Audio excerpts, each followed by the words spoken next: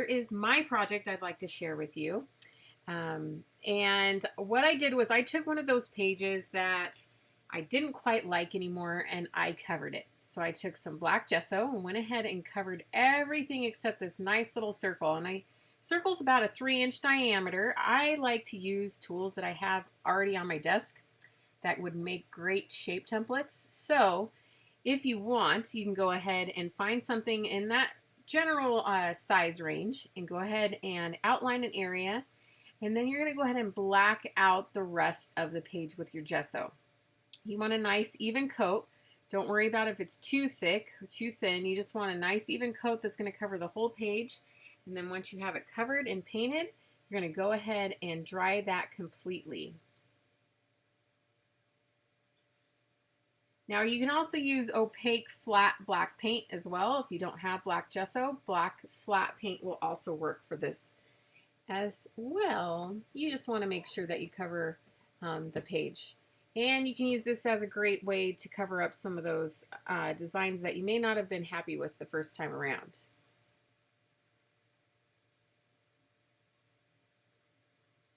So I went ahead and dried my page, voila.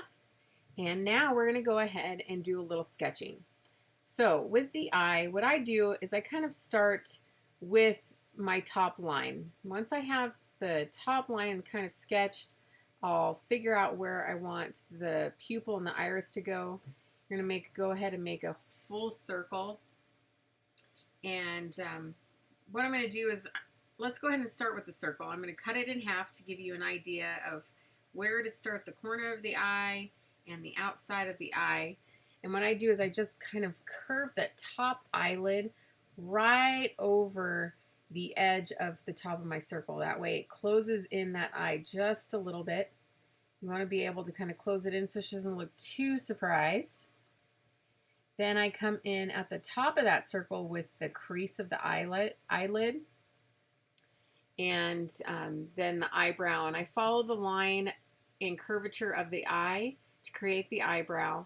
And I come down and add just a little bit of bag, under eye bag to the eye to give it a little more life and realism. You can go in and erase some of our first initial guidelines, and then I come in with a little circle inside of that eye for the iris and the pupil, and then some of these catches of light. Now, in my description below, I'll give you a link to a Dropbox file that you can go ahead and download a template for the eye. So you don't have to worry about drawing the eye. I have provided one for you to go ahead and transfer onto your page. So a quick transfer technique while we're sketching is to take some graphite paper or graphite pencil. The graphite pencil, I go ahead and color the back of my page where the image I want to transfer is on the back. And then I turn it over, face up, and I trace the image, and that transfer will go ahead and show up onto our journal page. I'm just adding some shading here with a little bit of pencil. And nothing too drastic. I just want to add a little bit of shape and definition to the piece. You can go in and add some color if you'd like, but for this specific design, I went ahead and kept it just pencil drawing. That way my image later on will kind of stand out against the colorful background. I went ahead and I added a little bit of darker pencil line right around the edge of my original drawing. That way the eye kind of stands out a little bit further. Once you have your initial sketch, when pencil sketching, once you have the initial sketch in there, you can go ahead and kind of heavy up those pencil lines a little bit further once you're sure of where you have everything placed. I'm going to go in and color in that pupil with a little bit of pencil, add a little bit of shading towards the inside of the iris, and just add a few little details, and you can see how I go about doing that. I add a little bit of shading along the top of the eye, right under that top lid, because when you look at a natural eye, if you look at a photo, you'll notice that there's just a tiny bit of a shadow from that top lid that casts over the rest of the eyeball. And those are just a couple little bit of details that come in handy when drawing facial features, specifically the eye. Now, if you don't want to draw, you can always take an image of an eye and go ahead and adhere it and collage it into the page. And then we can go ahead and paint around it like we will here in a couple of minutes. So don't think you have to be able to draw to get this page done, but it's just a nice little extra. Up next, what I'm going to show you is how to use the Kraft Mixed Media Adhesive, and that's by Therm-o-web, and we are going to use it as an adhesive for foil here in a bit. So what I'm doing is I'm just outlining lightly with the adhesive right around the edge of my little pencil drawing. I do it a couple times, kind of just rough circles. It doesn't have to be exact. I want to do 2 or 3 times around the image, kind of adding just little extra spots here and there. And anywhere that the glue ends up being on the page, our foil will be adhering to it later on. So the nice part about this adhesive is it goes on a little bit opaque, and then once it dries, it's completely clear. So you won't see any color variation when you put the foil on. So it's nice you can see it in the video, but once it is dry, it'll dry clear. That'll give you the sign that it's ready to go. You want it dry enough to be tacky. That way the foil can go ahead and adhere to it. So I went ahead and took my heat gun to kind of speed up the process a little bit, but you will want to let it sit and dry. While we're letting that dry, we're going to go ahead and take some of the mixed media adhesive sheets and cut some shapes out of it. We're going to add those shapes here in a little bit. What I did was I went ahead and cut out some teardrop shapes in different sizes, and we're going to add those around our eye so that we have further adhesive to add foil to and give our page a nice just metallic touch. So go ahead and cut all your pieces out, and then we're going to go ahead and adhere them to our page. You can see our adhesive starting to already cure. There's a few spots that are still kind of foggy, so I'm going to let it dry just a little bit further. But what I'm doing is the double-sided adhesive, I'm going ahead and peeling off the backing and placing them where I would like them. I'm just kind of fanning them out around the edge of our circle. You can do as many or as little as you like. This is just kind of a guideline and technique to get you started. Once I have them down, what I'm going to do is pull up the fronts of the adhesive. You can see the difference. And then also you could notice that my other adhesive I added already, the mixed media adhesive, has cured enough for us to add the foil to. So I'm going to take a nice gold foil, again by Therm-o-web. It's mixed media transfer foil. And this is the pearl. And I'm going to go ahead and just rub that across all of our adhesive. Now just keep in mind, if you have a spot on the foil transfer that is already lifted foil and you get it on that adhesive, it's going to kind of stick a little bit. So don't worry about it, just kind of pull it up gently, and then you can move on to another spot of the foil and lay that over your adhesive.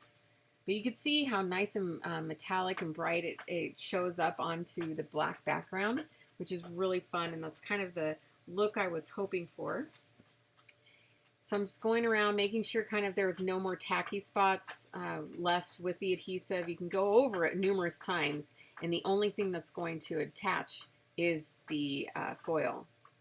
I'm going to show you guys how to add quick little petals. So I'm taking a square paintbrush or a flat straight paintbrush, and I'm going in just roughly adding some petals.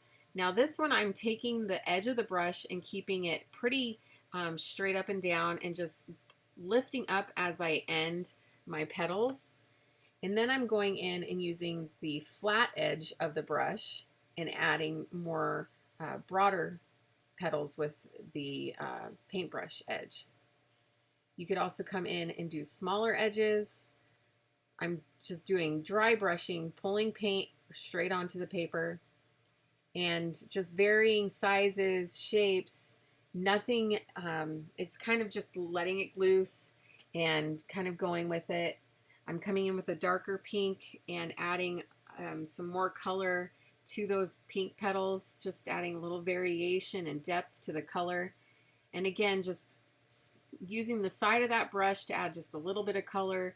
I'm not drying the colors between so that those two colors can kind of blend together. I apologize, some of my little trailers at the bottom kind of get cut off on the video, but you kind of get the idea. So I'm going to come in with another color, and I'll list those here in just a moment. And we're going to add just a little contrasting color. That orange is a nice contrast, but it's also a complementary color as well. It's still in that same color family, so it'll kind of tie in those colors, but also give it a pop that doesn't quite blend in with the rest of the floral design. And I'm still using that same brush, just kind of lightly using that tip edge of the paintbrush and utilizing it for all it's worth. And you can kind of play around with this. This is a fun technique to do, kind of play around, trying different size brushes, trying different strokes. Now this one I'm using just that really fine edge of the flat brush and using the tip of it, just adding little leaves here and there, and I'll come in with a secondary green to add highlights again, kind of like I did with the pink and the low lights. Following kind of the gold leafing we did, making petals around our little teardrops to make them appear like floral designs, so they fit into the decor of our page. Now I have a lighter green, and I'm going to add my secondary color to those leaves. Again, I'm going wet paint on wet paint, so they'll blend together nicely and smooth. You don't have to worry about them muddying each other up because they are light colors. I'm even picking up some of the other color, some of the pink and orange into the paint, so you can even add a little bit of those tiny hints of pink you could see coming into some of the leaves as I go around the page, which is really fun. So just really have fun with those tiny little strokes, the little touches, the details as you go through the page. Just really have fun. If you want to test these petal techniques out on a separate page before you get started on this, but if it doesn't work out, guess what? You can just take some black paint and paint over it and start again. So what I have here to finish off the page is a little bit of white paint. And this is a no bleed paint that you can use with watercolors or any water soluble paint. And I'm just adding with the butt of my paintbrush just tiny little accent dots all the way around our design. And it'll just kind of help fill in any little voids we might have, or just kind of adding just that another layer of color and depth to our design. And then once we're finished, we'll go ahead and let it dry, and we have a nice little piece. Now this would be really fun on a canvas as well. It would look really striking on a black canvas hung on a wall with or without a frame. So just a couple little dots, and there you go. I hope you guys enjoyed this. I want to thank all of our sponsors. We have a great list of sponsors. Make sure to subscribe and share, and click on the video below to go on to the next stop in our YouTube hop.